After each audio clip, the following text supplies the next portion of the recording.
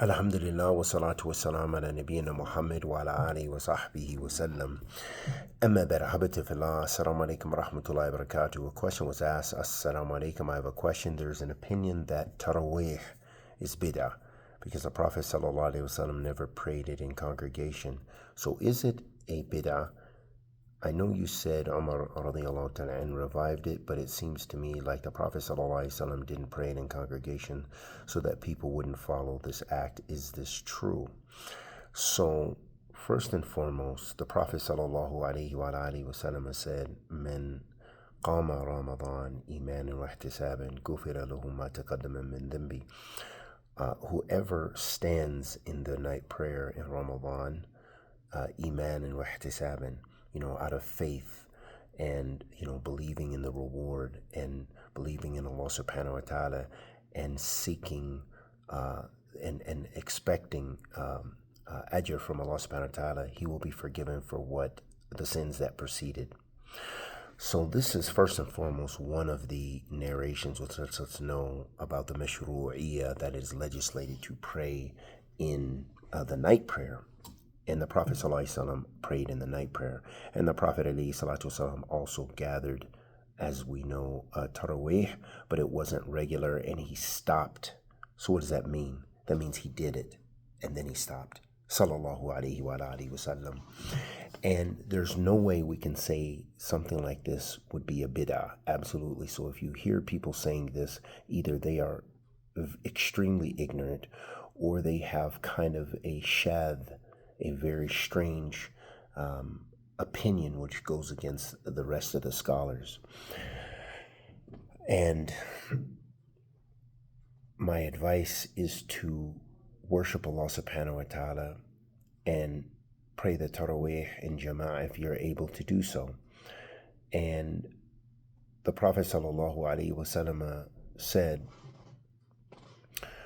"Alaykum bi sunnati wa sunnat al-khulafa rashidin al-mahdiin." It's upon you my sunnah and the sunnah of the rightly guided khulafa rashidin al-mahdiin. That alone is a general hujjah as well to let us know that whatever the Sahaba radiallahu ta'ala anhum ajma'een did, the Sahaba, meaning the khulafa rashidin, Abu Bakr, Umar, Uthman, wa Ali radiallahu ta'ala anhum ajma'een did, that is also a hujjaj as long as it doesn't contradict the sunnah of the Prophet sallallahu alaihi wasallam.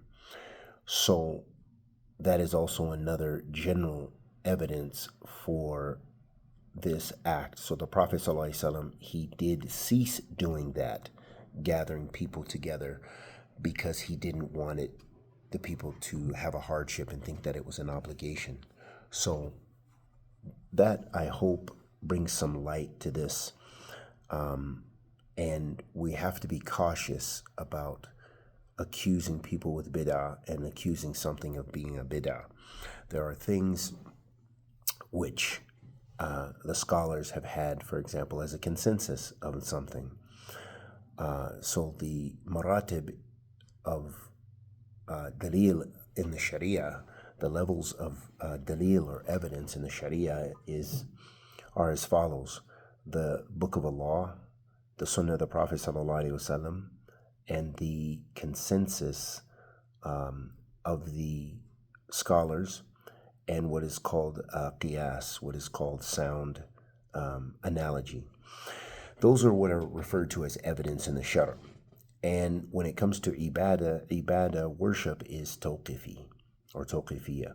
That worship is, we cannot change it. It is as it is. And ibadah has to have evidence from the Quran and the Sunnah to act upon worship, to implement something in worship. So even the scholars today, they could not come up with a new type of worship. Rather, they would, the worship has been codified. We have our prayer, we have our Ramadan, but there's going to be new issues in Masail related to mu'amalat, how we interact as in relation to ibadah and worship. But as far as our aqidah, our creed and so forth, that this has been codified. This has been stopped with revelation. For example, even if we have athar, narrations of the Salaf about something, about the hereafter, but it's not supported by the book and the sunnah. and it comes from like a tabi'i or something like this, then that is not a hujjaj for that issue when it comes to umur al-ghaybiyya, issues of the unseen, that is something which is necessarily true. Rather, that is the ijtihad of that maybe tabi'i or itba' tabi'i or whatever, or classical scholar. So that which is worship, it's coming from the book and the sunnah. And because the Prophet sallallahu alaihi wasallam, he did perform the Taraweeh and he did do night prayer and so forth, that we know that this is something mashru'. And then because the Prophet sallallahu alaihi wasallam and his companions radiyallahu ta'ala anhum ajma'in did it, they all performed Taraweeh. How would it be even possible to say it's a bid'ah at that point? So, and this is the sunnah of the Muslimin after that. So it lets us know that in this particular mas'ala, no doubt that the Taraweeh is a prayer which is mashru'. It is highly encouraged. It is not an obligation. And there is no sin for leaving it. And there is only goodness by doing it. Wa sallallahu wa sallam ala nabiyyina Muhammad.